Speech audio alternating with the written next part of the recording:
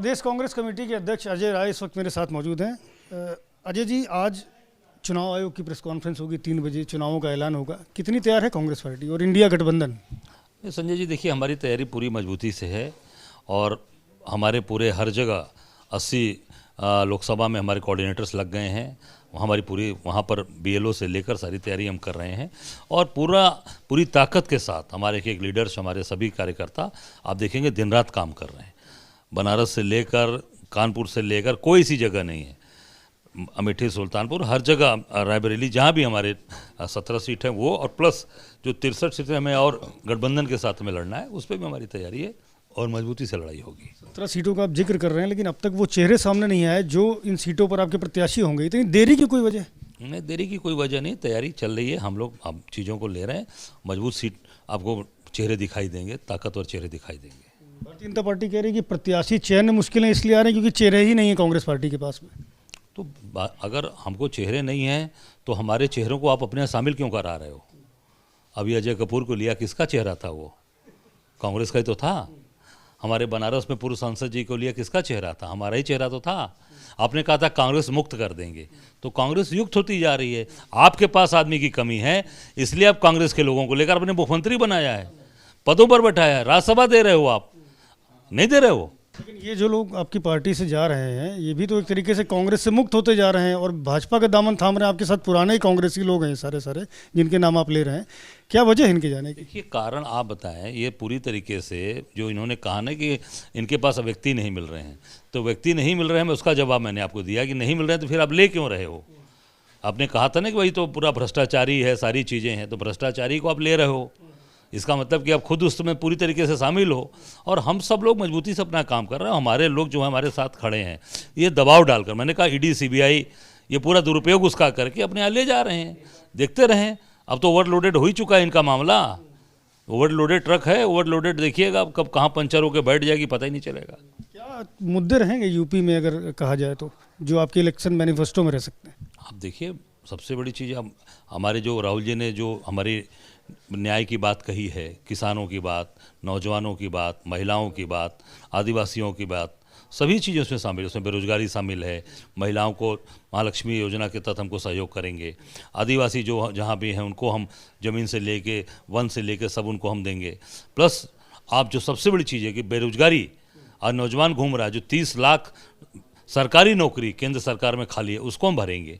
बेरोजगारी, महंगाई आप देख लीजिए, अब सरकार को महंगाई दिख रही है, इसके पहले महंगाई नहीं दिख रही थी।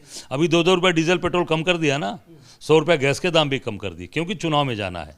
महंगाई अब दिख रही है। इतने उनको इधर 5 साल में कहीं महंगाई नहीं दिखी, चुनाव में महंगाई दिख रही। क्यों? क्योंकि जान गई कि जनता उद्दलित है, जनता इसका जवाब देगी 24 में। इस नाते फटाफट दाम कम करना, अब दिखाना कि नहीं मैं देखिए कितना आपकी मदद कर रहा हूँ। महंगाई, बेरोजगारी के साथ साथ इस वक्त आप लोग पेपर लीक का मुद्दा भी बड़े पुरजोर तरीके से उठा रहे हैं, तो क्या माना जाए कि इलेक्शन मैनिफेस्टो में पेपर लीक का इशू भी रह सकता है? नहीं, उसमें है ना, जो नौजवानों की बात हमने कहा ना, नौजवानों के साथ न्याय, जब उसमें आप देखेंगे तो पेपर लीक के लिए भी एक हमारी उसमें तैयारी है कि हम ऐसे कानून बनाएंगे, कठोर कानून बनाएंगे कि निश्चित तौर से ये चीज़ हम नहीं होने देंगे। हम तो कठोर, योगी सरकार भी कहती है हमने बनाया, लेकिन उसके बावजूद पेपर लीक हो जाते हैं। कहाँ कानून कठोर है? कहाँ? अभी तो आप देखिए कितने दिन बाद, तो कल चुनाव जब घोषित होने को, तो कल गिरफ्तारी दिखा रहे हैं, और वो भी कहाँ? अहमदाबाद में किसकी सरकार है? अब इससे तो और होता है ना कि भाई कनेक्शन है यूपी से लेकर गुजरात तक का। अहमदाबाद की गोदाम से बता रहे हैं गायब हुआ है, तो वहाँ भी तो इन्हीं की सरकार है। वो भी वहाँ से भी गायब करा रहे हैं। यहाँ पे पर्चे वहाँ से गायब हो रहे हैं, पर्चे यहाँ हो रहे हैं, यूपी में हो रहे हैं। यूपी पुलिस की भर्ती के पर्चे वहाँ कहाँ, अहमदाबाद कैसे चले गए? इलेक्टोरल बॉन्ड की बड़ी चर्चा हो रही है इसमें। अमित शाह का ये कहना है कि हमें जितना चंदा मिला है उससे कहीं ज़्यादा जो है उन पार्टियों को मिला है जो सत्ता में हमारे मुकाबले कमज़ोर है। देखिए, अब ये तो मुँह छिपाने की बात है। अमित शाह जी ने कहा था पहले कि हम ईमानदार हैं, ईमानदारी की बात करते हैं। उन्होंने तो जो गाय के मांस सप्लाई करने वाली कंपनी, बीफ कंपनी से भी पैसा खाया है भाजपा ने। जो भाजपा बनती है ना कि हम गौ रक्षक हैं, उससे पैसा खाया है। इससे बड़े शर्मिंदगी की बात क्या हो सकती है? उसके लिए पहले देश से क्षमा मांगे, जेब से आके शर्मिंदगी व्यक्त करें। और पाकिस्तान की कंपनी से भी पैसा खाया इन्होंने, आप देख सकते हैं, रिकॉर्ड में है वो। अभी आने दीजिए, हम लोग सर्वोच्च न्यायालय को धन्यवाद देना चाहते हैं। पूरे देश की जनता धन्यवाद दे रही है। अभी आने वाला समय देखिएगा, 18 तारीख को बहुत सी चीज़ें सामने इनकी आने वाली हैं। चर्चा बड़ी आम है कि मायावती भी इंडिया गठबंधन के साथ में जुड़ सकती हैं, हालांकि वो मना करती रही हैं कि हमेशा अकेले ही चुनाव लड़ेंगी, लेकिन क्या इनमें कुछ दम है? बड़ी जोर से ये बातें कही जा रही हैं। अब जब आप लोग ये सब चीज़ों को जान रहे हैं तो कहीं ना कहीं चीज़ें चल रही होंगी। मेरी जो जानकारी है या मेरी जो अपनी जो सोच कहती है कि जब भारतीय जनता पार्टी ने कहा कि 400 के पार हमें समर्थन कर दो, इनके सांसद ने कहा, हेगड़े ने, कि हम संविधान बदल देंगे, तो संविधान के बनाने वाले, संविधान में अपनी सबसे प्रमुख भूमिका निभाने वाले बाबा भीमराव अम्बेडकर, उनकी बसपा मायावती जी पूरी मूर्ति लगाकर उनकी पूजा करती हैं, पूरी बड़ी बड़ी बात कहती हैं। तो जब जिनको मानने वाले, जिनके दिखाए हुए रास्ते पर अब चल रहे हैं, जब वही संविधान बदल दिया जाएगा। आज मायावती जी का मैंने स्टेटमेंट भी देखा कि आरक्षण को समाप्त कर रही है सरकार।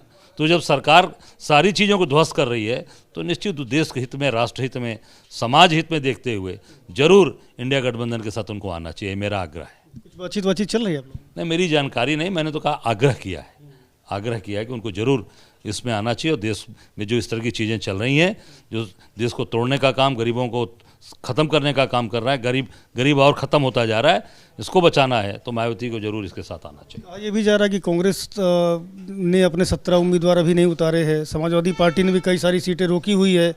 क्या ये सब इसी कारण तो नहीं जो ये चर्चाएं चल रही हैं, इसमें कुछ दम हो? नहीं, ऐसा नहीं। अब धीरे धीरे देखिए सारी चीज़ें सामने आ रही हैं।